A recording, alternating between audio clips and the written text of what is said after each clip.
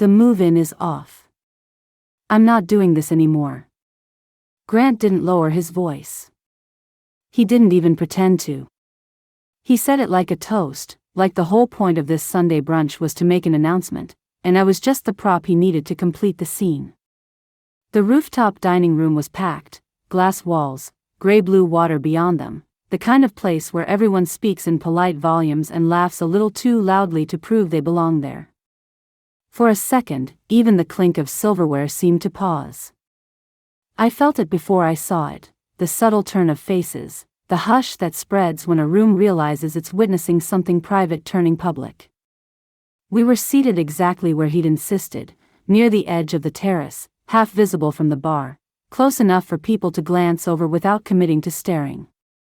He'd requested the table when we checked in, smiling at the host like he was doing them a favor. My hand was still hovering over my plate, fork suspended above eggs I suddenly couldn't remember ordering. My other hand rested near my purse, where the key fob sat heavy in the side pocket, 2 sleek metal keys attached to it, brand new, cut for the condo we were supposed to move into next month. A condo I had toured 3 times alone because he was swamped, texting me thumbs up emojis while I measured wall space for the desk I'd been told not to buy yet. Grant watched me with an expression I recognized in hindsight more than in the moment, anticipation dressed up as confidence. Like he was waiting for the punchline. Around us, his circles sat in casual orbit. Not at our table, of course not. That would be obvious. They were scattered close enough to hear, close enough to pretend it was coincidence, 2 of his colleagues at the bar. His friend Nolan at a high top, leaning back, phone angled as if he was checking notifications. A woman I'd met twice, Sasha, smiling too politely, eyes bright with curiosity. I didn't look at them. I kept my eyes on Grant. He expected something. Tears. A question. A scene. My throat tightened, but not the way it used to when I tried to say the right thing. This felt different, like something inside me slid into place with a quiet click.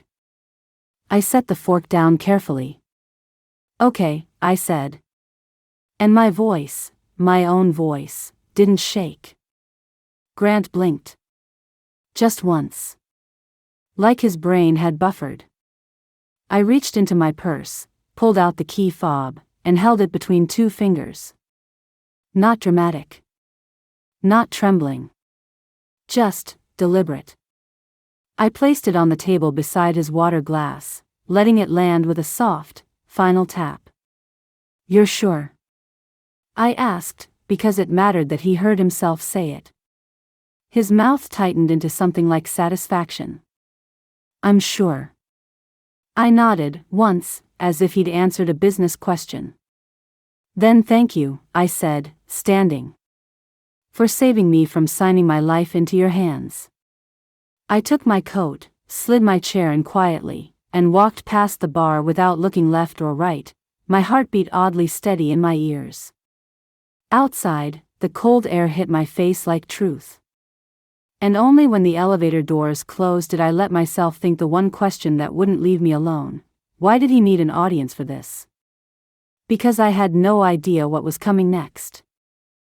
I didn't cry in the elevator.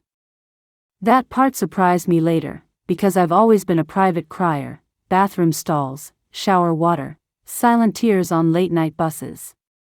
But as the elevator descended from the rooftop, the only thing I felt was a clean, clinical kind of focus. Like my body had decided this wasn't an emergency. This was an extraction. Outside, the wind off the water was sharp enough to sting. I walked 3 blocks to where I'd parked, my heels clicking too evenly on the sidewalk, like someone else was driving my legs. When I slid into the driver's seat, the air in the car smelled faintly of coffee and that rosemary hand sanitizer I'd started buying during the pandemic and never stopped. I stared at the steering wheel for a long minute, hands resting at 10 and 2 out of pure habit. Then I laughed. It was a single sound, short, surprised, because I realized I was still wearing the blazer I'd put on for a brunch date. A brunch date with the man who'd spent the last year describing our condo move as if it were a corporate merger. Synergy, he'd said once, half joking, half not. We're building a life that makes sense. Grant always liked phrases that sounded like they belonged in a keynote speech. He worked in corporate communications for a tech company that was constantly redefining the future, which meant he was paid very well to polish the truth until it looked like something you could frame and hang on a wall.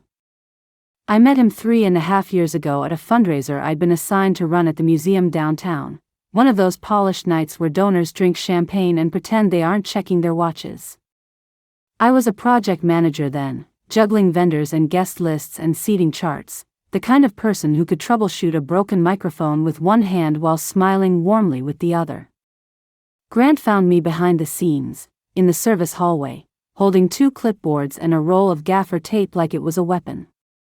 "You're the only calm person in this entire building," he'd said, and I remember feeling seen in a way that made my skin warm.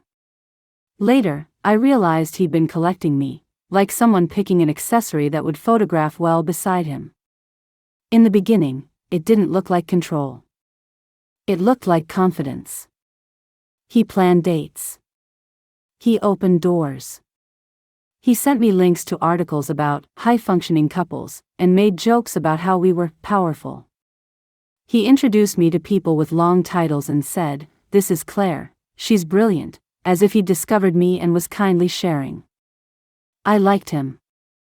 I liked the clarity he seemed to carry around, the way he moved through rooms like he belonged in them. And I liked how easy it was to let him take the lead. My job had me leading constantly, managing timelines, smoothing personalities, anticipating everyone else's needs. With Grant, I could just follow. That's how it starts, isn't it? Not with chains. With relief. The first time I noticed something was off, it was small enough to swallow. We were at a dinner with his co-workers, and I mispronounced the name of a wine. It was a harmless slip, 1 syllable wrong. Grant laughed, loud and friendly, then corrected me with that gentle tone people use on children who've said something cute. "No, babe," he said, smiling. "It's sincere." Everyone laughed with him. I laughed too, because that's what you do when you're embarrassed and you don't want to look embarrassed. Later, in the car, he touched my knee and said, "I'm glad you can take a joke." Some women would get weird about that. Some women. By the time I realized I was keeping a running list in my head of things not to do, words not to say, stories not to tell, outfits that didn't fit the room, I'd already started rearranging my life around his comfort without noticing.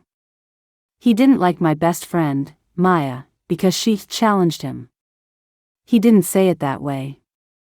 He said she was negative, that she didn't support us, that she put doubts in my head. So I stopped mentioning when I had plans with her. Then I stopped making plans. He thought my apartment was cute but impractical, and since his commute mattered more than mine, I moved closer to his office. He said it made sense, and I believed him, because it was always presented like logic. And then there was my dream, the one I'd had since my first year in the museum world. I wanted to start my own small event studio. Not weddings, not giant corporate conferences, intimate, thoughtful gatherings. Brand launches for artists, micro fundraisers for nonprofits, community events that felt like they belonged to the people in them. I used to sketch ideas in notebooks the way other people doodle flowers. Grant loved that dream when it was a cute story I told at parties.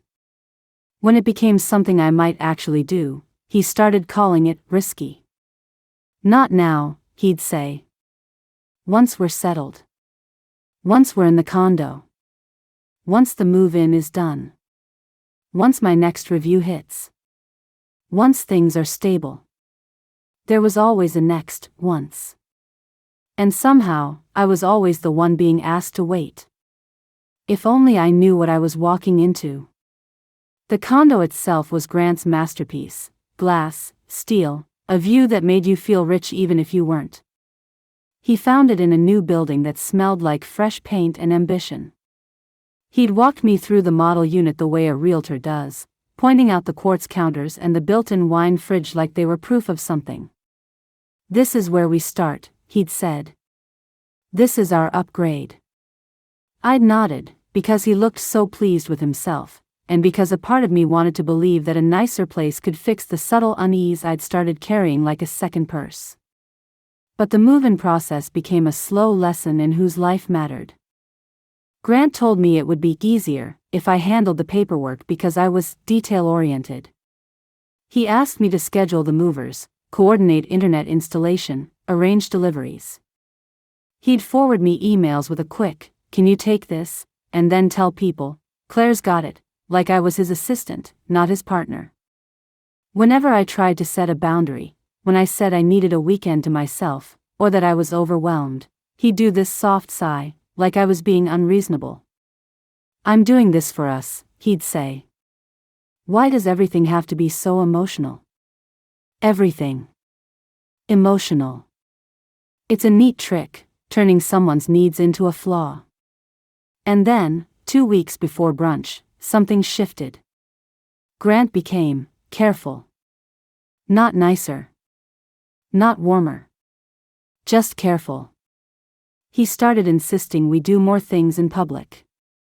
Drinks at places where we might run into people. A quick stop by the office on a Saturday. A dinner with his team where I was seated beside a woman who looked at me like she already knew something about me. He asked me, casually, if I'd ever lost it in public before. "What do you mean?" I'd asked. He shrugged, stirring his coffee. Like, yelled. Made a scene. "Some people just get intense, you know?" It was said like a curiosity. But I felt it, like a finger pressing lightly on a bruise. The night before brunch, he suggested the rooftop place near the water. "It's perfect," he'd said. "Good light. Great view. And Nolan will be there, he knows the manager." Nolan was Grant's oldest friend, the one who always seemed to be nearby when Grant wanted an audience without looking like he wanted one. I remember pausing with my toothbrush in my mouth, looking at Grant's reflection in the bathroom mirror as he adjusted his hair. "Why does it matter if Nolan is there?" I asked, muffled. Grant smiled at my reflection like I'd said something adorable. "It doesn't. It's just easier. We'll get a good table." A good table. That morning, Grant had been almost cheerful. He kissed my cheek, told me I looked polished, and said, "Let's keep this simple today." Keep this simple. I hadn't understood that sentence until he said the move-in was off and the room went quiet. In my car now, staring at the steering wheel, the sentence played back in my mind like a warning I'd missed on purpose. My phone buzzed against the cup holder. A text from Grant. "You left fast." That wasn't the reaction I expected. "We need to talk." I didn't answer. I just watched the 3 little dots appear and disappear as he typed again, like he couldn't tolerate silence long enough to let it exist. "Claire. Don't do this. Call me." I exhaled slowly, and the inside of the car fogged slightly with my breath. I should have driven home. I should have put my phone away and let the day end. But my hands moved on their own, opening my messages, scrolling past the familiar threads, pausing on one notification I didn't recognize at first. A new message request. From a number not saved in my contacts. The preview line made my stomach tighten. "I'm sorry. I didn't know they were going to record it." And that's when everything shifted. The message request sat on my screen like a live wire. "I'm sorry. I didn't know they were going to record it." My thumb hovered over the keyboard. The inside of my car felt suddenly too small, like the air had thickened. Outside the windshield, people strolled along the waterfront with iced coffees and dogs and absolutely no idea that my life had just been treated like entertainment. I typed back 3 words. "Who is this?" A pause. Then a reply. Sasha. We met twice. I'm the one who was sitting with Nolan. My pulse stuttered. I pictured her immediately, sleek bob, pale pink lipstick, an expression that never quite changed even when she laughed. The polite smile that had looked like curiosity at brunch. I stared at her name, then at the last sentence again. Record it. I wrote, record what? Her response came fast, like she'd been waiting with the phone in her hand. The whole thing. The breakup. Nolan said Grant wanted proof. I thought he meant, like witnesses. I didn't realize Nolan was actually filming. The word proof landed hard. I felt my hands go cold on the steering wheel. I replayed the brunch in my mind in sharp, jagged flashes, Grant insisting on the table. Nolan's posture at the high top. The angle of his phone. The way Grant had looked at me, anticipation, not grief. It wasn't a breakup. It was a setup. I typed slowly, forcing each letter to be deliberate. Why would he need proof? Proof of what? Another pause. Longer this time. He's been telling people you're unpredictable. That you can't handle rejection. That he's worried about how you'll react. My stomach dropped, as if the floor of the car had opened. Unpredictable. I heard Grant's voice from a week ago in my head, stirring his coffee, casual as weather. Have you ever lost it in public before? It hadn't been curiosity. It had been rehearsal. I swallowed, tasting metal. Who has he been telling this to? Sasha sent a message that looked like she'd typed it, deleted it, typed it again. His team. Nolan. A couple of people at the office. He said he needed to be careful because you might make it messy. I stared at the screen until the letters blurred. 3 years.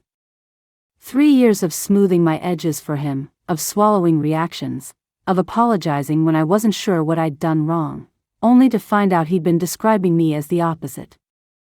Not just to protect himself, but to build a story. And the rooftop brunch wasn't the moment he decided to leave. It was the moment he decided to frame me. I forced myself to breathe in through my nose, out through my mouth, the way I did before big presentations at work. Inhale, count to 4. Exhale, count to 6. I could feel the urge to spiral trying to grab my ankles. I typed one more question. Do you have the video? Sasha's reply was immediate. No. Nolan does. But I saw him send something in a group chat. And I heard Grant say, if she does what she always does, this will be easy. I sat perfectly still. If she does what she always does. What did he think I always did? Cry? Beg? Get angry? Plead? Or did he mean something worse, something he'd been telling people for months until they believed it? My phone buzzed again, Grant this time, like he could sense my attention shifting away from him. You're being dramatic by disappearing like that. We need to handle this maturely. Maturely. A phrase he used whenever he wanted me to be quiet. I didn't respond. I couldn't. If I did, I could already see the shape of how he'd use it, a screenshot, a forwarded message, my words turned into evidence. I suddenly understood why he liked having things in writing. Why he always wanted to clarify over text. Documentation. Control. Sasha sent one last message. I'm sorry. I should have walked out when I realized. I didn't think he'd do it like that. I stared at the apology until my throat tightened. The worst part wasn't that Nolan had filmed. The worst part was that Grant had built a whole room, people, expectations, a storyline, where my humiliation was supposed to be the payoff. And I had no idea what was coming next. I put the car in drive and left the waterfront without a plan beyond distance. At home, the apartment felt wrong in a quieter way. Grant's influence was everywhere, not in objects he owned, but in choices I'd made to accommodate him. The neutral throw pillows he'd picked because my colorful ones were busy, the framed print he'd given me that he insisted was timeless, the empty corner where my old drafting table used to be before he said it made the space feel cluttered. I dropped my keys into the ceramic bowl by the door, then froze. In my purse, I could still feel the phantom weight of the condo fob I'd left on the brunch table. It hit me then, another small, sharp realization. He'd wanted me to give it back. Not just hand it over. He'd wanted me to do it in front of everyone. Tearful. Shaking. A symbol surrendered like a confession. I turned my phone face down on the counter like it was something contaminated, then walked into my bedroom and sat on the edge of the bed, hands flat on my knees. I did not cry. Not yet. Instead, I felt something else, a slow, rising heat at the base of my throat. Not rage exactly. More like my body recognizing betrayal the way skin recognizes fire.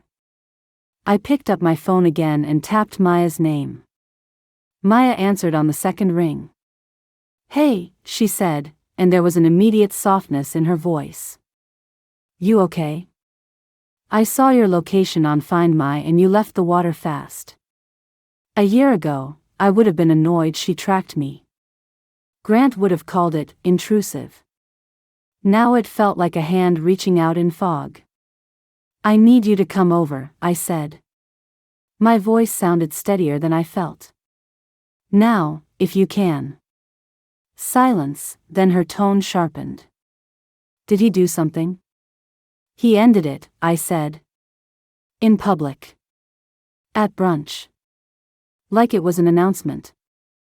There was a sound on the other end, Maya grabbing keys, the muffled thud of a bag. "I'm on my way." I paced until I heard her knock. When I opened the door, she took one look at my face and didn't ask for details.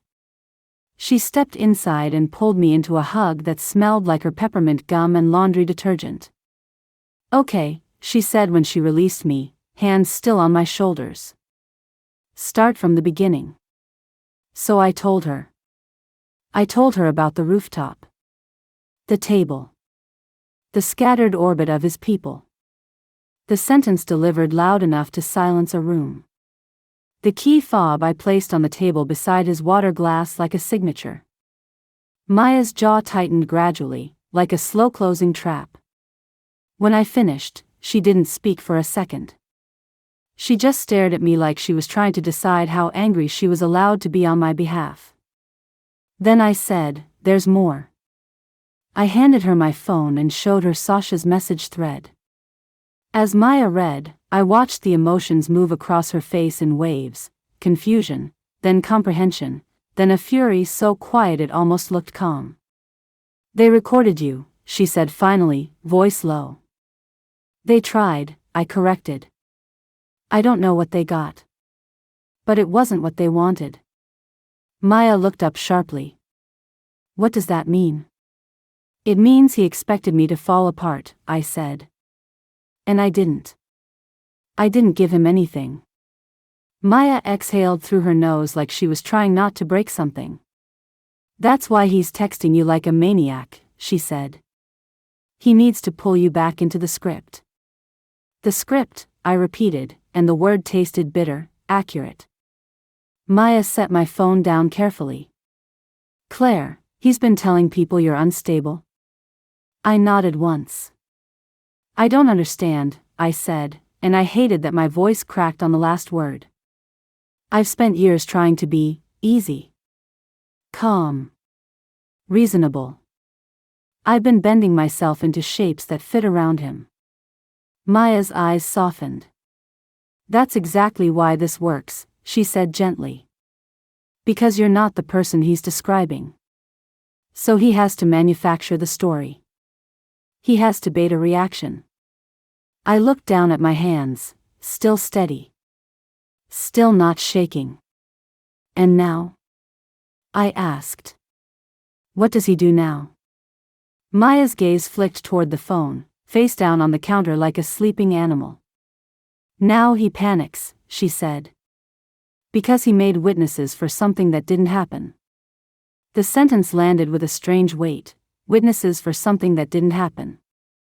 I felt cold again, not with fear, but with clarity. Because if he'd gone to this effort for a breakup, it wasn't about feelings. It was about leverage. Why would he need to prove I'm unstable? I whispered, more to myself than to Maya. Maya didn't answer immediately. She stood and walked to my living room window, looking out at the street as if the answer might be parked outside. Then she turned back. Because he's trying to protect something, she said. Or because he's trying to take something. Reputation, money, career, maybe just control. But people don't build cases like that unless they're preparing for an outcome. My stomach twisted.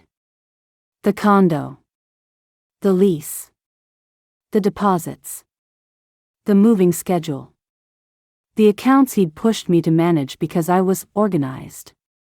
I thought of Grant's insistence that I handle the paperwork. Of the shared folder he'd created for our move, documents, timelines, email threads. It had felt like teamwork. Now it felt like a trap. Maya watched my expression change. You're thinking about the condo stuff, she said. I nodded. I don't want to be dramatic, I said, and even as I spoke I heard how trained that sentence was, how often I'd used it to keep the peace. But I think he's been planning this. For a while. Maya's mouth tightened. Then we don't act dramatic, she said. We act smart. She reached for her tote bag and pulled out her laptop like she'd done this 100 times for work. You still have access to the shared drive? She asked. Yes, I said automatically. He never changed anything. Maya gave me a look that was half grim, half satisfied. Then we look, she said. Not to hurt him. Not to get revenge. We look because you deserve to know what's real. I swallowed hard, then sat beside her at the table, the same table where Grant had once leaned over my shoulder and helped me respond to an email he said sounded too emotional. I opened my laptop. Logged in. Clicked the folder labeled Move-In, Master Plan. Inside were the files I expected, lease drafts, furniture receipts, a checklist with Grant's comments in crisp bullet points. And then, tucked at the bottom like it didn't matter, a subfolder I had never opened before. A plain title. No emoji. No date. Just one word, Contingency. I stared at it, cursor hovering. If only I knew what I was walking into. Then I clicked. The folder opened without fanfare. No flashing warning, no dramatic reveal, just a plain list of files, as if whatever was inside was perfectly normal to keep. Maya leaned closer, one elbow on my table, her hair falling forward like a curtain. Okay, she said quietly. Scroll. The first document was a spreadsheet titled Move Out Risks. My stomach tightened at the wording. Move out. Not move in. I clicked. Columns appeared: trigger, expected reaction, witness strategy, follow-up message. For a second, my brain tried to turn it into something harmless. A work template. A joke. A draft from some seminar he'd attended.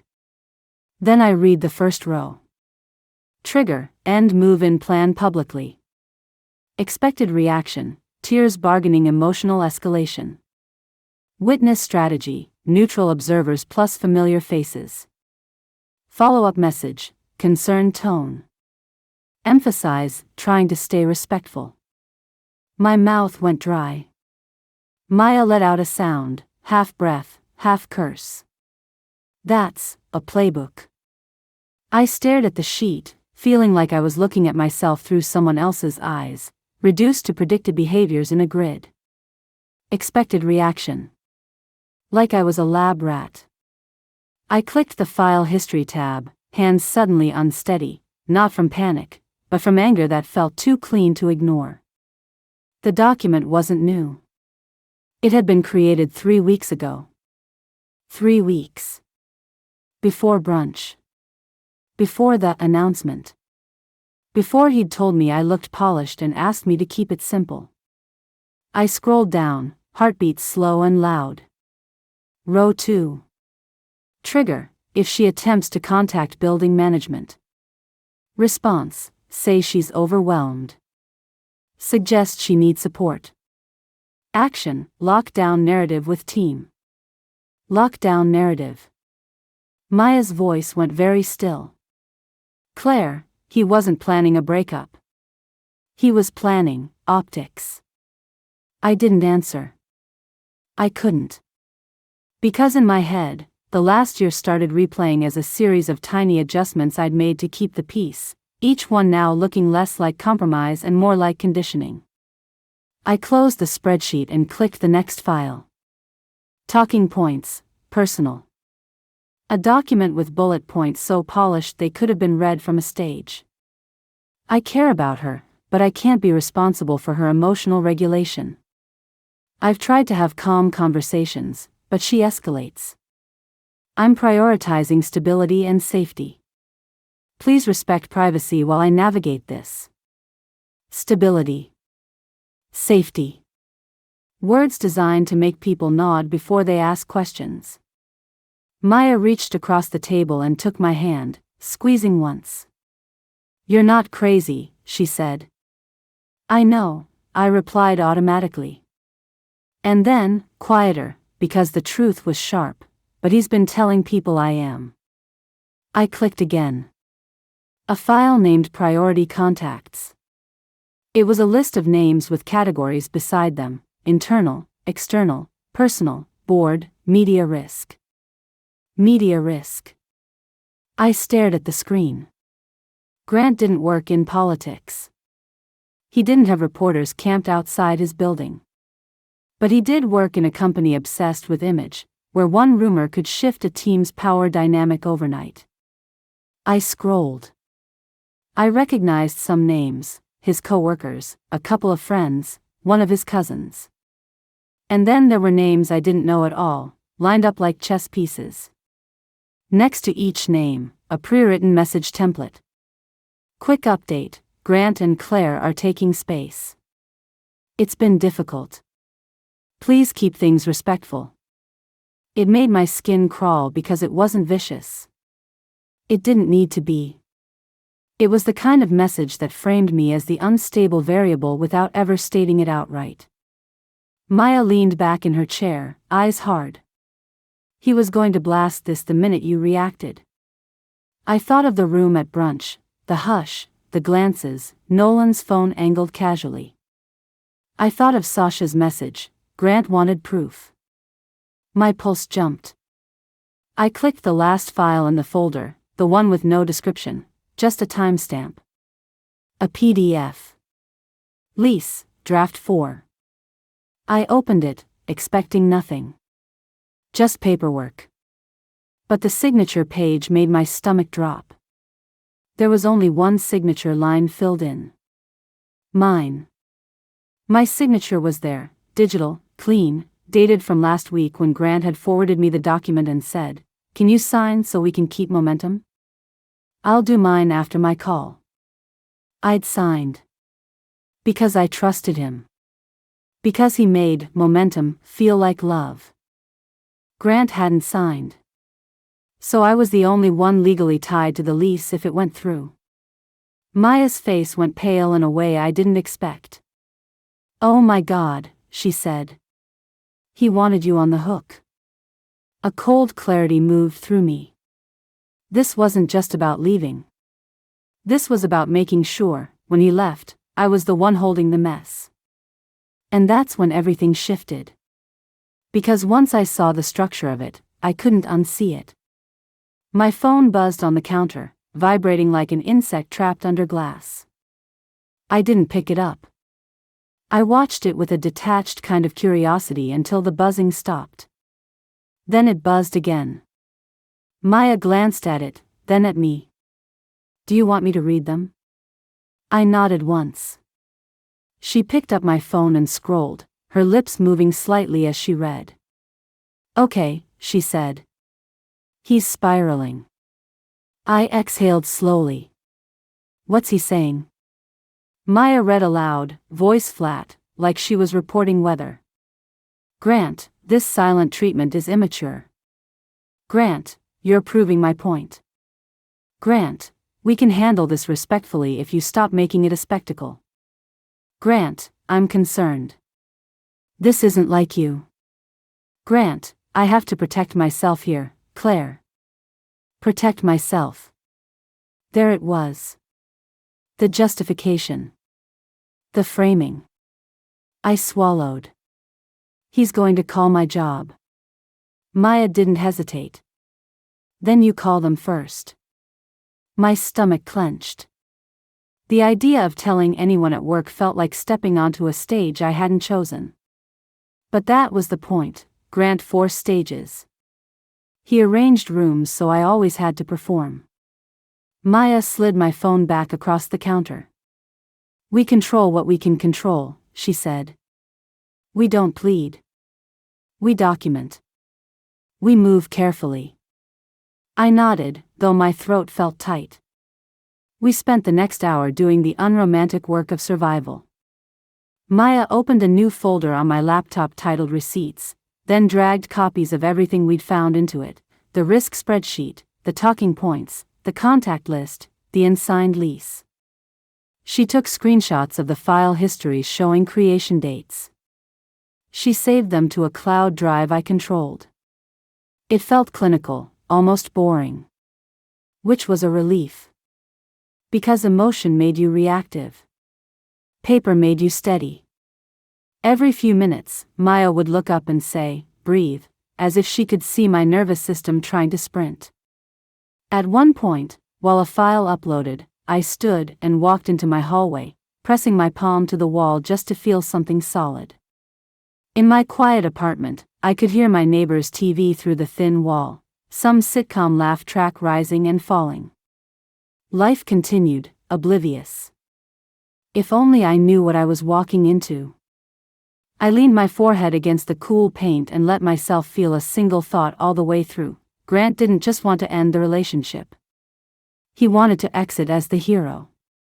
And he wanted me to be the proof that he deserved that title. The next morning, I went to work because routine is a kind of armor. I took the train downtown, staring at my reflection in the window as the city slid by. My face looked normal. Tired, maybe. But not broken. I wondered, briefly, if that would bother Grant more than tears ever could. At the office, I kept my movements quiet and efficient. I answered emails. I attended a meeting. I smiled at a coworker who asked how my weekend was, and I said, fine, because I wasn't ready to open the box in a room that wasn't safe. Then my manager, Tessa, messaged me, can you stop by my office? My stomach dropped. Maya's words echoed, he's going to call your job. I walked to Tessa's office with my shoulders back, the way I did before delivering bad news to clients. Tessa was in her 40s, sharp-eyed, not easily impressed. She gestured to the chair across from her desk. Close the door, she said. I closed it. Tessa folded her hands. This is awkward, she began, and my pulse spiked. But someone from Eastbridge called asking about you. Eastbridge was Grant's company. I felt a cold thread run down my spine. Who? Tessa glanced at her notes. A man named Nolan Klein. Nolan. My throat tightened. He said he was worried, Tessa continued, her tone skeptical. He implied you were going through something emotionally volatile and that it might impact your work. He didn't say anything explicit, but the insinuation was not subtle. I stared at her. For a second, words stuck to the inside of my mouth. Then I heard myself speak, calm and clear, like someone else had taken over my voice. That's not appropriate, I said. And it's not accurate. Tessa's eyes sharpened in approval. That's what I thought, she said. So I told him we don't discuss employees with random callers and that if he contacted us again, HR would document it. Then I wanted to give you a heads up. My lungs released a breath I hadn't realized I was holding. I appreciate it, I said. There's a personal situation. I'm handling it. Tessa nodded once, not prying. Good, she said. Because for what it's worth, you've been consistent here. The call didn't match what I know. I swallowed hard, gratitude and anger mixing together. Outside Tessa's office, I stood in the hallway for a moment, letting the fluorescent lights buzz above me. Grant hadn't just built a narrative. He deployed it. And that meant he'd been preparing it long enough to feel entitled to use it. But I had no idea what was coming next. That afternoon, Maya and I met again at my apartment, this time with a new goal. The condo. I logged into the building portal where the lease documents lived. My name was there, attached to deposits and fees I'd paid from my account because Grant had insisted it was simpler that way. I pulled up receipts, application fee, hold deposit, admin fee. Maya's eyes narrowed. How much? Enough to make me nauseous, I said. Maya opened her notebook. Okay, she said. We're going to do 2 things. 1, freeze anything you can freeze. 2, find out what your obligations actually are before he spins you into paying for his exit. We called the leasing office. I kept my voice steady, professional. Hi, I said. I need to understand the status of my lease application. The woman on the phone, Lacey, sounded cheerful in that way people do when they don't know they're about to walk into someone else's crisis. She confirmed what I already feared, my signature was on file. The lease wasn't fully executed because there was no second signature yet, but the application was active. So I can withdraw? I asked. Yes, she said. But your hold deposit, non-refundable, I finished, because of course it was. Lacey hesitated. Under some circumstances, we can apply it as a credit, she offered gently, like she'd heard enough desperation to recognize it. Can I have that in writing? I asked. There was a pause. Then, yes. I'll email you. When I hung up, I stared at the wall. I didn't care about the money as much as I cared about the principle. Grant had engineered a scenario where I paid for the privilege of being publicly humiliated. Maya reached across the table and flipped my phone over. Another message from Grant. Grant, you're telling people things. Stop. Grant, this is exactly why I needed witnesses. Grant, if you keep trying to control the narrative, I'll have to respond. My skin went cold. Witnesses. He'd said it outright now, not even realizing what he'd confirmed. Maya's voice went low. He's hearing rumors, she said. He's scared. I haven't told anyone, I said, and it was true. Not beyond Maya.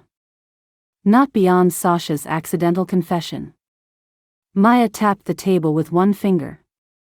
That doesn't matter, she said. He's operating like a man who can't tolerate uncertainty. He's making calls. He's planting seeds. I looked back at my laptop, at the folder of receipts we'd built. And then my eyes snagged on something we hadn't opened yet, an email thread attached to the shared drive, filed under communications. The subject line read, brunch, confirmed, bring phone. My heart thudded once, hard. Maya leaned in. Open it, she said. I clicked. The email loaded slowly, line by line, like it was reluctant to exist. At the top was Grant's name. Below it, Nolan's. And beneath that, a short reply from someone else, someone whose name I didn't recognize at all. Just a first name, followed by a company email address. Rowan. And the only line in the reply was, "Got it. I'll make sure the angle is clean." For a second, I couldn't move. Angle. Clean. Not table. Not view. Not lighting. Angle. Maya's hand covered mine, not to comfort me, but to anchor me. "Claire," she said quietly, "how many people were in on this?" I stared at the screen, throat tight, my mind racing ahead faster than I could control. Because suddenly Sasha's message wasn't a fluke. And Nolan wasn't just a friend with a phone. There was a bigger structure here. A coordinated one. And I still didn't know the real reason Grant needed to prove I was unstable. Not yet. But I could feel the truth forming, just out of reach, like a door I'd already unlocked, waiting for me to turn the handle. For a long moment, I just stared at Rowan's email. "Got it. I'll make sure the angle is clean." My eyes kept snagging on that word, angle, because it wasn't casual. It wasn't what someone says about brunch. It was what someone says about footage. Maya reached over and clicked deeper into the thread. Attached below Grant's message, almost like an afterthought, was a file link. Brunch, run of show, final. I felt my stomach hollow out. Grant loved run of shows. It was his favorite kind of control, a sequence of moments laid out like a stage manager's dream, where spontaneity was just another illusion you could choreograph. Maya looked at me once, silent question in her eyes. I nodded. She opened the document. It loaded in a clean, corporate font, bullet points aligned as if this were a product launch, not the dismantling of a relationship. 11:45, Nolan plus Sasha arrive, bar area, 11:50, Rowan positioned, near terrace line, 11:55, warm intro, Grant sets tone, 12:05, the line, delivered 12:06, capture reaction, phone up / no flash, 12:07, Nolan text, got it, 12:10, if escalation, hold position, let it play 12:12, if calm, pivot to concern angle. I didn't feel tears. I didn't feel dizziness. I felt something colder and sharper, like the part of me that handled emergency logistics at work had taken the wheel. This wasn't a breakup. It was a production. Maya scrolled farther down. There was a section titled Notes, Required Framing. Keep tone firm, not cruel. Public sympathy matters. If she raises voice, do not match. Stay calm.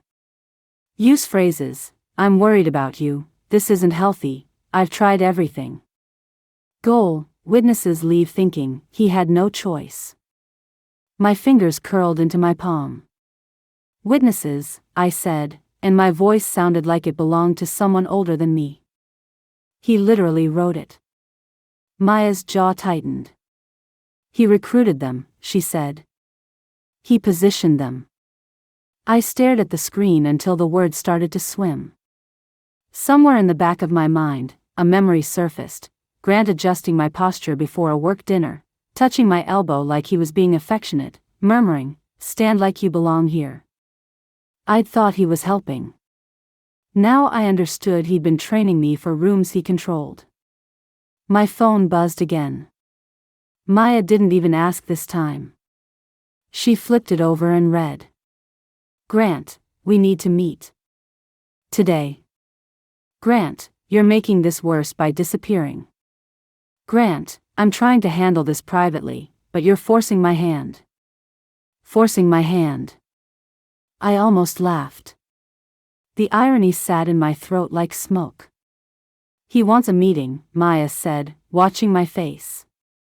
He wants you alone. I exhaled slowly. He wants me back in the script. Maya nodded once. He wants a reaction he can manage. I stood up abruptly, needing motion, and walked to the window. Outside, the afternoon had turned gray. A light rain was misting the street, turning headlights into soft smears. People walked with their collars up, hands in pockets, moving through their own lives. I pressed my forehead to the cold glass and let the full shape of it settle into my bones. Grant had been telling people I was unstable. He had planned a public moment to prove it. He had hired or enlisted someone, Rowan, to make sure the footage looked right. And he had a contingency plan if I didn't break. I turned back to Maya. I want to ask you something, I said. Anything. If I confront him now, I continued, choosing each word carefully, what happens? Maya didn't hesitate. He flips it. He makes it about your tone. He says you're spiraling. He uses whatever you give him, anger, tears, even questions, as proof that he was right. I nodded. And if I say nothing? Maya's gaze sharpened. Then you become uncooperative with his story. I looked at the laptop, the run of show still open, the timestamp staring back at me like evidence in a case file. I thought about the brunch table. The hush. The eyes. The way Grant had watched me as if I were a button he expected to push and get a predictable result. And I thought about the key fob I'd left beside his water glass. A symbol. A surrender, in his mind. But it hadn't felt like surrender when I did it. It had felt like release. I walked back to the table and sat down slowly, palms flat on the wood. Okay, I said. Maya leaned in. Okay, what? Okay, I repeated, and I felt a strange steadiness settle into my chest. I'm done reacting. I'm done trying to convince anyone of who I am. Maya's eyes held mine, waiting. I'm going to make one decision, I said, and then everything I do after that has to serve me. Not his comfort. Not his optics. Maya's mouth softened slightly. What decision? I swallowed once. I'm not meeting him, I said. Not privately. Not today. Not ever again unless it's in writing, through the proper channels, with boundaries. Maya nodded, approval flickering across her face. And, I added, the next words forming as if they'd been waiting for permission, I'm not going to chase the narrative he built. Maya tilted her head. Then what are you going to do? I looked around my apartment, at the neutral pillows, the timeless print, the empty corner where my drafting table used to be. I thought about the condo, the lease with only my signature, the money I'd already sunk because he said it was simpler. And then I thought about something else. A housewarming party. Grant had been pushing for one the moment we moved in. For networking, he'd said. For visibility. He'd already started drafting a guest list. He'd already talked about catering, lighting, photos. Of course he had. A public milestone. A room full of people. A stage. I felt my lips curve, not into a smile exactly, but into something like resolve. I'm going to take the stage back, I said quietly. Maya's eyes narrowed. How? I'm going to host something, I said. Not about him. Not about the breakup. About me. Maya's expression shifted, understanding, then a spark of something fierce. A reset, she said. A declaration, I corrected. A new beginning. And I'm going to do it in a way that doesn't look vindictive, because it isn't. I reached for my phone. Maya watched closely. What are you doing? I opened a new message thread, not to Grant. To the building manager for the condo. Then to the leasing office. Then to my bank app. Practical steps. Clean steps. Freeze what needed freezing. Withdraw what could be withdrawn. Document everything. Maya exhaled slowly, like she'd been holding her breath for me. And as my fingers moved across the screen, I felt something I hadn't felt in years. Not panic. Not dread. Momentum. But I had no idea what was coming next, because if Grant had a run of show for my humiliation, I could only imagine what else he'd been planning behind the scenes. And now I was going to find it. Maya and I didn't talk for a while after that. Not because there was nothing to say, because there was too much, and every sentence felt like it might break something fragile in my chest. So we moved the way you move in a real emergency, quiet, efficient, hands steady, eyes sharp. I went back into the shared drive and searched a word that had started to haunt me. Witness. The results populated instantly. Not one document. Not two. A whole ecosystem. A folder I hadn't seen before appeared in the left sidebar as if it had always been there, just out of my line of sight. Eastbridge, personal comms. My throat tightened. Maya's voice dropped. That's his work language. I clicked. Inside were drafts in the same format Grant used for internal company statements. Headings, subheadings, short paragraphs designed to sound calm and inevitable. One file was titled, Candé, Claire's Situation, Internal. I opened it, and my skin went cold. Question: what happened between Grant and Claire? A. Grant made the difficult decision to end the relationship after ongoing instability. Question: was anyone hurt? A. No. Grant prioritized safety and handled it in a public place to avoid escalation. Question: why did it happen so suddenly? A. It wasn't sudden. Grant has been trying to work through it privately for months. Question: what should we say if asked? A. Keep it respectful. Don't engage with speculation. Refer to Grant's statement.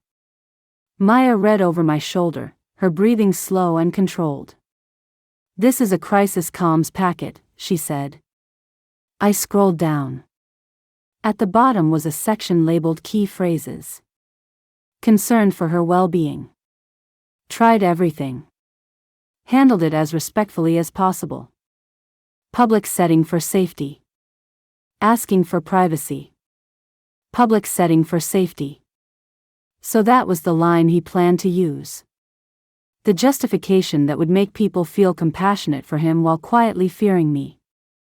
My fingers trembled, just slightly.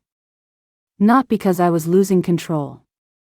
Because I was realizing how long he'd been preparing to take it from me. I clicked into the document history. The Candé wasn't written last week. It wasn't even written last month. It had a first version timestamped 11 weeks ago. I stared at the date until the numbers felt unreal. 11 weeks. He'd been building my reputation as a hazard while we were still picking paint swatches and arguing about whether we needed a second set of towels. Maya's hand touched my shoulder, grounding me. Claire, she said softly, he's been planning to survive you for months. Survive you. That phrase hit like a slap because it was exactly what this was designed to communicate, that I was something dangerous, something he'd bravely escaped. I took a breath and clicked the next file. Statement, Personal Network, Draft. It was a longer version of the message, written for people outside his workplace. Friends, family, mutual acquaintances. The tone was warm, wounded, noble. I've chosen to end my relationship with Claire. This has been a difficult season, and I've tried to navigate it with care. I won't speak negatively about her, but I need to prioritize stability. I stopped reading halfway through because my throat tightened too hard. Not because it was cruel. Because it was smooth. He was going to ruin me with softness. Maya scrolled with 2 fingers, fast, precise. There, she said, tapping the screen. A list. A spreadsheet. Priority notifications, send immediately. Names. Numbers. Notes.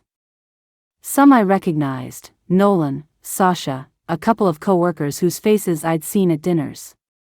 And then names I didn't know at all, flagged with a note beside them: high influence. Needs reassurance. May ask questions, send early. Potential ally. My stomach turned. I wasn't a person in his world. I was a scenario. A risk category.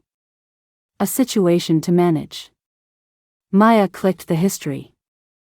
First created 12 days before brunch. Updated twice after. One update timestamped the night after the rooftop. He'd been adjusting the narrative in real time, like an editor revising a story after a bad take. I leaned back in my chair, palms flat on the table, and stared at the ceiling. I could hear my neighbor's TV again through the wall. A laugh track. A door slam. Normal life. In here, my life had been turned into a press release. But I had no idea what was coming next, I whispered, and it wasn't a line for drama. It was the honest truth of what it felt like to realize you'd been living inside someone else's plan. Maya closed the laptop gently, like she was afraid the screen might shatter. Okay, she said. Now we decide what you do with this. I swallowed. I don't want to blow him up. Maya nodded, immediate understanding. Because that's what he wants. If you go nuclear, he points and says, see? Exactly, I said. My voice was quiet, but steady.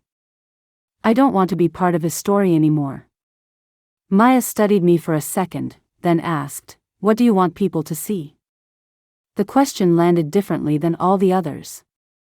Not what I wanted to prove. Not what I wanted to win. What I wanted people to see. I thought about the brunch. The hush. The eyes. The way I'd walked out with my chin level, cold air hitting my face like a reset. And I thought about the condo, a home that had never even been mine, and yet had already been used to bind me. I want them to see me, intact, I said slowly. I want them to see that the woman he described doesn't exist. Maya's gaze sharpened. Then we build a room where they can't ignore that. A room.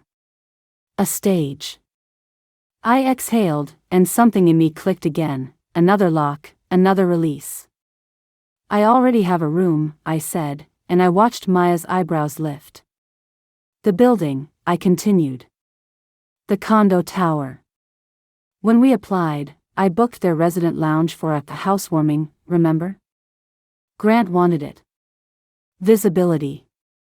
He said it would be good for networking. Maya's mouth tightened. Of course he did. I paid the booking fee, I said.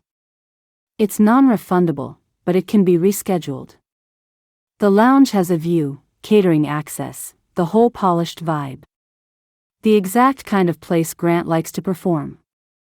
Maya leaned forward. Claire, are you thinking what I think you're thinking? I'm thinking I take that room, I said. I take the space he wanted to use to show off a life he controlled, and I repurpose it. Maya's eyes lit with something fierce. A new beginning. A reset, I corrected, feeling the shape of it settle into place. Not a breakup party. Not a revenge thing. Just a gathering. Maya nodded slowly. And you invite who? I looked back at the closed laptop, at the list of names Grant had flagged as high influence. My people, I said first. The ones I've neglected. The ones who knew me before Grant trained me into silence. Maya's face softened. And, I added, because I could feel the strategy forming, a few of his. Maya exhaled a short laugh with no humor. Not to expose him, no, I said, shaking my head. To let them compare. Maya sat back. That's clean. That's terrifying. It's truth, I said, and the word felt solid in my mouth. And truth doesn't need theatrics. I reached for my phone. Maya watched me carefully. What are you doing? One boundary, I said. One message. And then silence. I opened a new email draft, email, not text, so it was formal, time-stamped, harder to twist. Subject: Communication Boundaries Grant, effective immediately. Do not contact my employer, coworkers, or anyone connected to my workplace. If you need to communicate with me regarding any shared logistics, you may do so via email only. Any further attempts to contact me through third parties will be documented. Claire. I stared at it for a second, my finger hovering over send.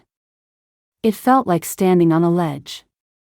Not because I was afraid of him, because I was stepping out of the pattern where he dictated what was reasonable. Maya's voice was gentle. You ready? I hit send. And that's when everything shifted, not outwardly, not dramatically. The room didn't change. The rain still tapped at the window. But inside me, something settled. I wasn't negotiating my own dignity anymore. I was building a new life with clean edges and locked doors. Maya opened her notebook again.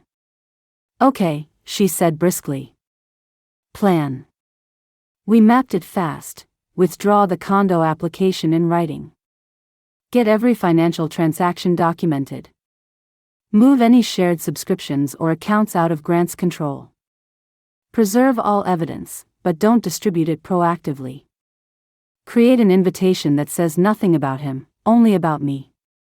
When Maya said invitation, my mind jumped to an image immediately, an open door with light spilling through. Not cheesy. Just simple. A symbol. Because he'd tried to trap me with paperwork and optics. And I was going to answer with something he couldn't manage, a room full of people watching me breathe freely. I picked up my phone and dialed the condo's concierge desk. A man answered with a polished voice. Harborline Residences. Hi, I said calmly. This is Claire Weston. I need to reschedule a lounge booking. What date? I looked at Maya, who tapped her pen thoughtfully. Soon, she mouthed. 2 weeks from Saturday, I said. Same time. There was a pause as he typed. Done. Should I note the event type? I glanced at Maya, then out the window where the rain blurred the streetlights into soft halos. Yes, I said, voice steady. Please note it as New Chapter Gathering. When I hung up, my hands were still. My breathing was even. And for the first time since brunch, I felt something that wasn't dread. Anticipation. Because somewhere out there, Grant was still trying to force the story back into his hands. He just didn't know yet that I'd stopped playing my role. And I had no idea what he would do when he realized it.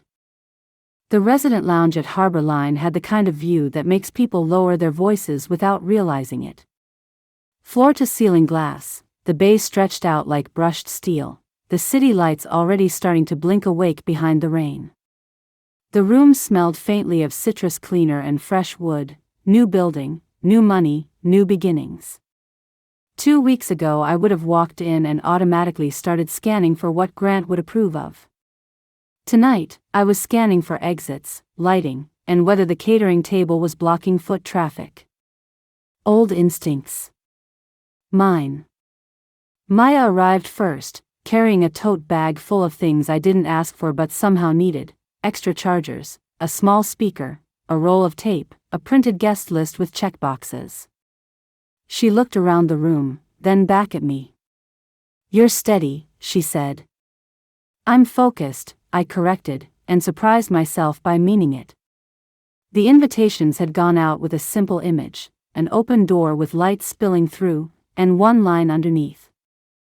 New Chapter Gathering, Claire Weston. No mention of endings. No mention of Grant. No bait. And still, people had come with questions in their eyes.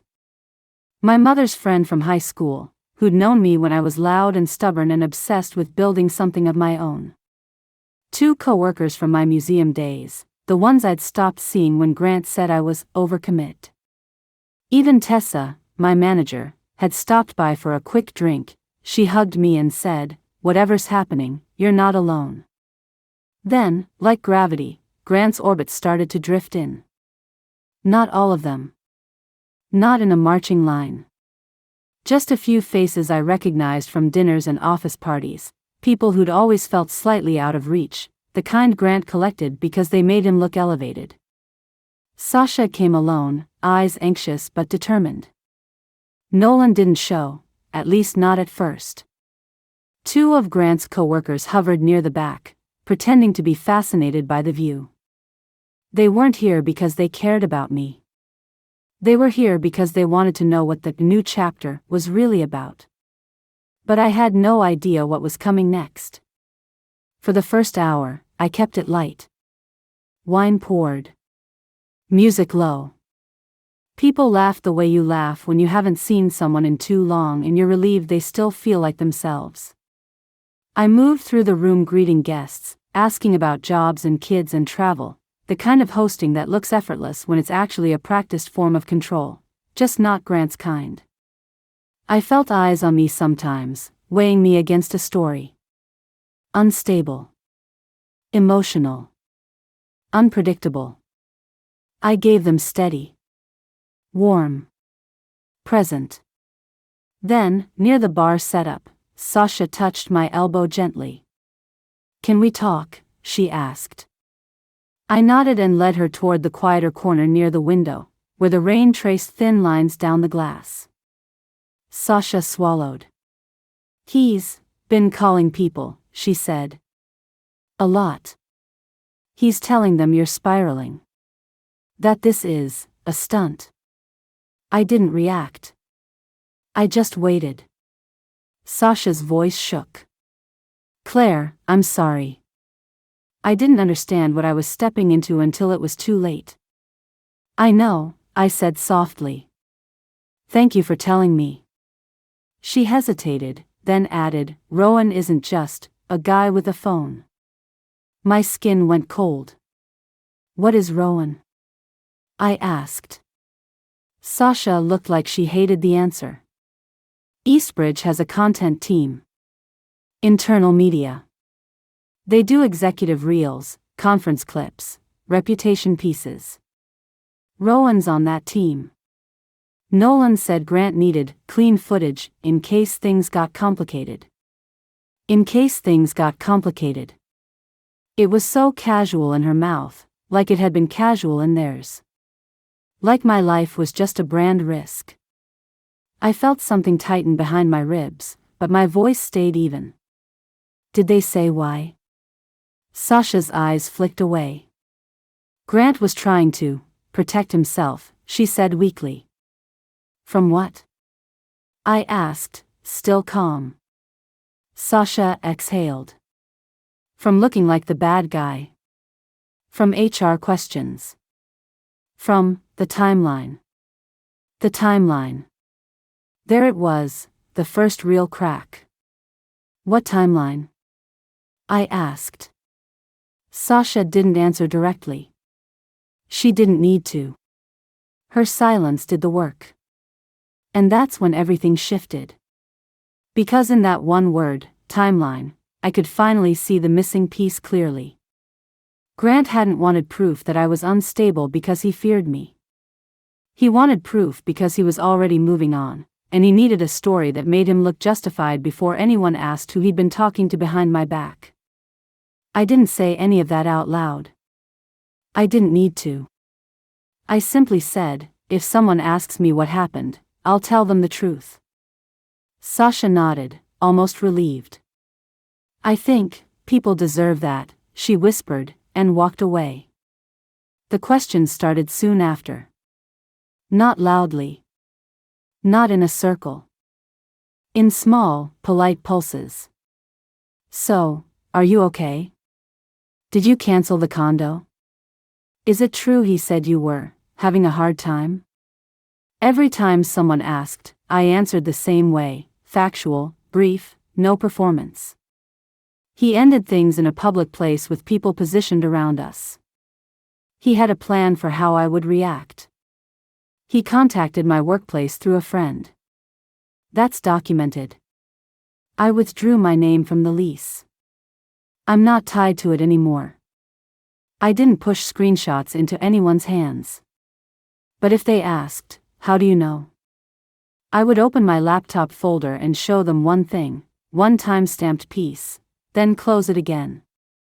Enough to confirm I wasn't guessing. Not enough to look like I was campaigning. It spread anyway, the way truth spreads when it doesn't have to shout. I watched it happen in real time. Faces changing. Eyebrows lifting. People reprocessing the rooftop brunch they'd heard about, the concern language they'd been fed, the way Nolan had framed that call to my office. Somewhere near the center of the room, I saw one of Grant's co-workers, Eli, I think, whispering to someone else with a look that wasn't sympathy anymore. It was calculation. Grant had been good at controlling rooms. But he couldn't control a room he wasn't in. At 9:17 p.m., the elevator doors opened. I saw him before I heard him. Grant stepped out like he owned the space, navy coat, perfectly styled, that familiar posture of certainty. For a split second, the room's hum didn't stop, but it thinned, like everyone took a half-step inward without moving. He scanned the crowd and locked onto me. His mouth tightened in a smile that didn't reach his eyes. He started walking. Maya appeared at my side without a word, like she'd been summoned by instinct. Grant stopped a few feet away, just close enough to feel like pressure. "Claire," he said, voice low and controlled. "What are you doing?" "I'm hosting," I replied calmly. "And you're not invited." His smile twitched. "Don't be dramatic." I almost laughed. The irony sat between us like a third person. "You don't get to use that word on me anymore," I said, still quiet. Grant's eyes flicked around the room, clocking faces, some friendly, some curious, some flat-out wary. He adjusted instantly, turning his tone soft. "I'm concerned," he said. This isn't healthy. You're making it into a spectacle." Maya's shoulders tensed beside me, but I kept my gaze on Grant. "You made it a spectacle," I said. "On the rooftop. Remember?" His jaw tightened. "I did that for a reason." "For safety?" I asked, letting the word hang for half a beat. His eyes flashed, anger, then calculation. "You're proving my point," he said a little louder, just enough for nearby people to hear. This is exactly what I was worried about. There it was. The line. The same framing. Grant glanced at the crowd, trying to recruit them the way he always did, let the room become his witness. But the room didn't move toward him. If anything, it leaned away. I took a slow breath. "Grant," I said, "you had a run of show. A contingency plan. A canned draft. A witness strategy." His face drained of color so fast it was almost imperceptible, just a shift, like the light changed. "That's insane," he snapped, and his voice rose despite himself. "You went through my work. Our shared drive," I corrected. "The folder you labeled Contingency." He opened his mouth, then shut it. And that's when everything shifted again, because for the first time, Grant didn't have a clean line ready. Across the room, someone murmured, "Contingency," like they couldn't believe the word belonged to a relationship. Grant stepped closer, eyes sharp. "You're lying," he hissed. "You're fabricating." Stop," Maya said suddenly, her voice clear and cutting through the room like a bell. Grant's head snapped toward her. "This is between me and Claire." Maya didn't flinch. "You called her employer," she said. "You recruited people to film her. You don't get between anymore."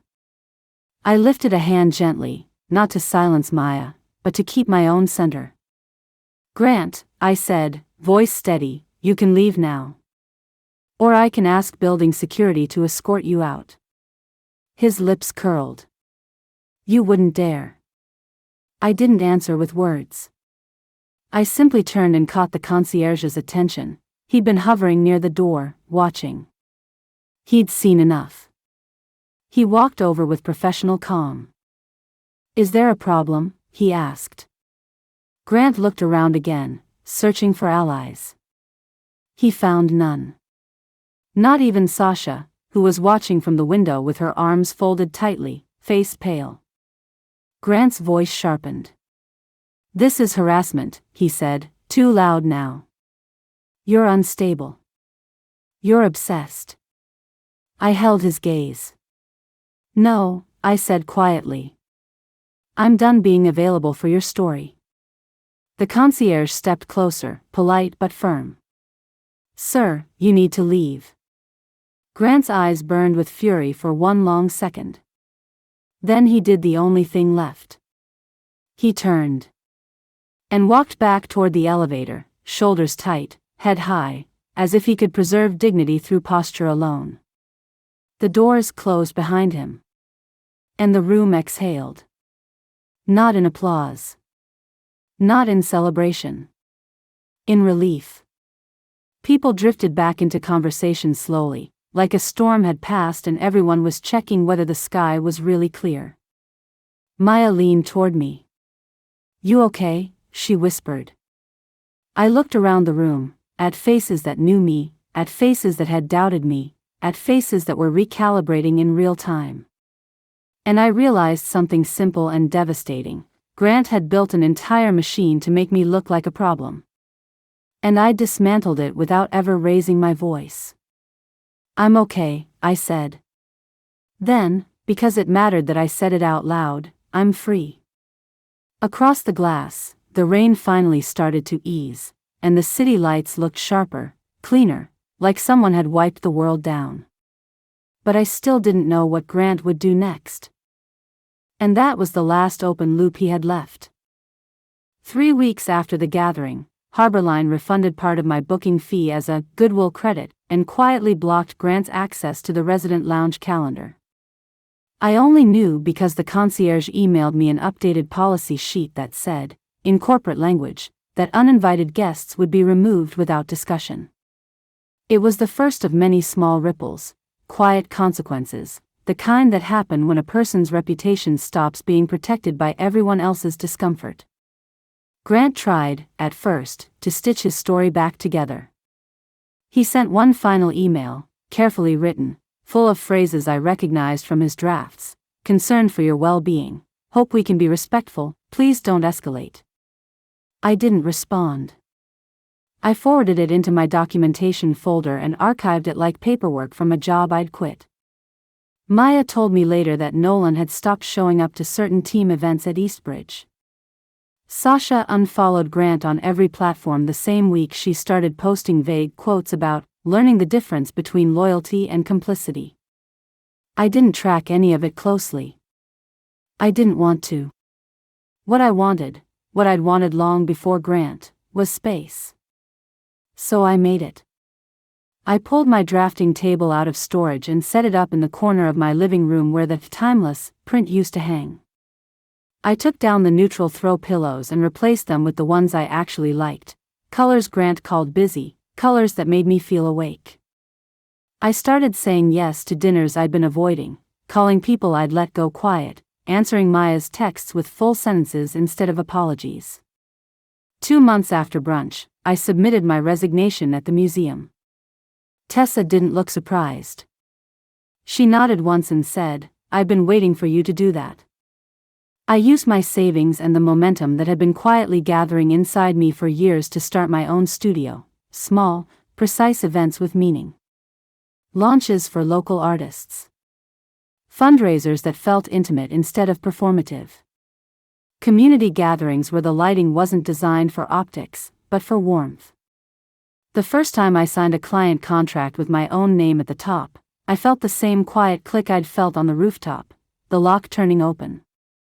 A year to the week after the brunch, the air outside had that same autumn bite, clean and sharp. I walked out of my studio, my keys in my hand, and paused on the sidewalk to breathe in the cold. Across the street, a cafe had its door propped open, warm light spilling out, voices layered with laughter. An open door. A simple symbol. I reached into my bag and touched the small key fob I'd kept, not the condo keys, those were long gone, surrendered back to the leasing office with a signature and zero emotion, but my first studio key, worn slightly at the edges from use. A reminder, not a wound. I thought about Grant sometimes, not with anger, but with distance. He'd tried to turn me into a cautionary tale to protect his image. Instead, he'd handed me the cleanest exit I could have ever asked for. The moment he designed to break me, the public announcement, the witnesses, the camera, became the moment I stopped shrinking. I didn't need revenge. I needed my life back. And when I stepped through that open door, I realized I'd been walking toward it for years. I just hadn't known it was there until he shoved me hard enough to make me look up. If you liked this story, feel free to subscribe and turn on the bell so you don't miss the next one.